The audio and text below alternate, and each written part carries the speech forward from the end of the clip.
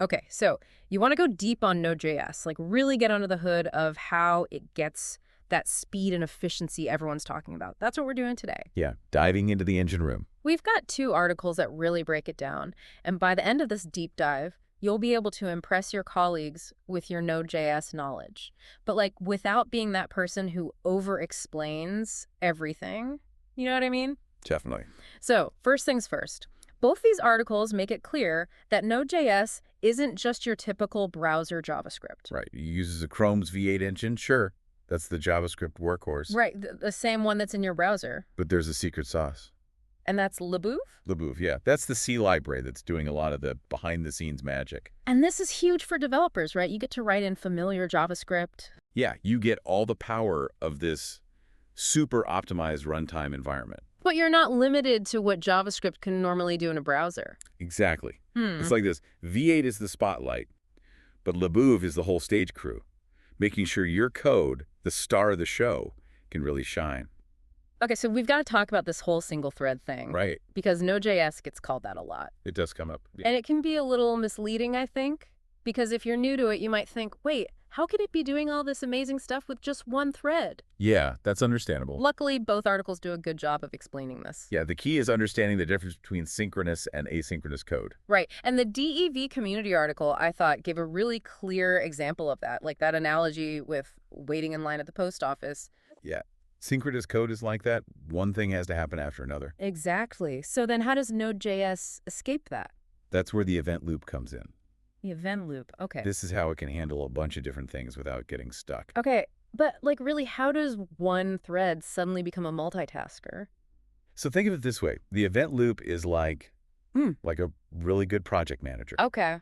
constantly keeping track of what needs to be done. Yeah. And instead of waiting for each task to be totally finished, it can say, okay, you go work on that over there, and I'll get started on this other thing. So it's delegating. Exactly. I like that. And then when a task is done, that's where the callback functions come in. Right. The callbacks. It's like they're saying, hey, I'm finished over here. What's next on the list? So the event loop just keeps things moving. Yeah, it's all about efficiency, especially for things like web servers, Right. where you've got tons of requests coming in all the time. But I'm guessing even the best project manager has its limits, right? Like some things are just too much for even the best project manager to handle, right? Yeah. Both these articles mention things like file system operations or cryptography. That stuff can really eat up resources. It's true. Those kinds of tasks can be a real drag on the event loop. So if the event loop had to do all that heavy lifting itself, Oh, yeah, it'd be like everything would grind to a halt. exactly. It'd be way too slow. And that's where the thread pool comes in. That's our saving grace, the thread pool. Okay, so tell me more about this thread pool. Okay, so Labouv actually provides a thread pool. Usually it's got like 4 threads ready to go. Yeah. But the cool thing is you can configure that. Oh, really? Yeah. If you need more threads, you can tweak it. I did see a code snippet about that in one of the articles. Yeah, that was probably the medium one. I think so. So it's not just stuck at 4. Nope.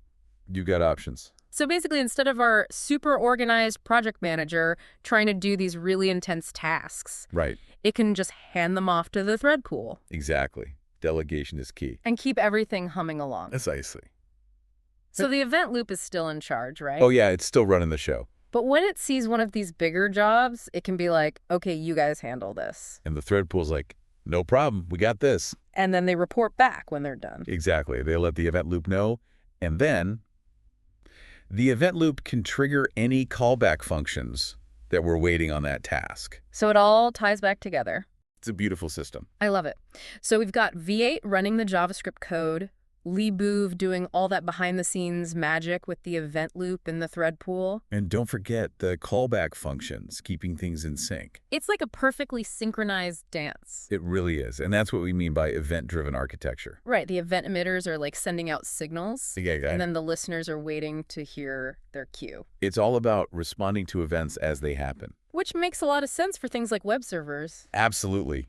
When you need to handle a ton of requests all at once, Node.js just shines. This was great. We really got into the nitty-gritty of how Node.js works. We did a deep dive for sure. I feel like I have a much better understanding now. And that's the goal, right? Totally.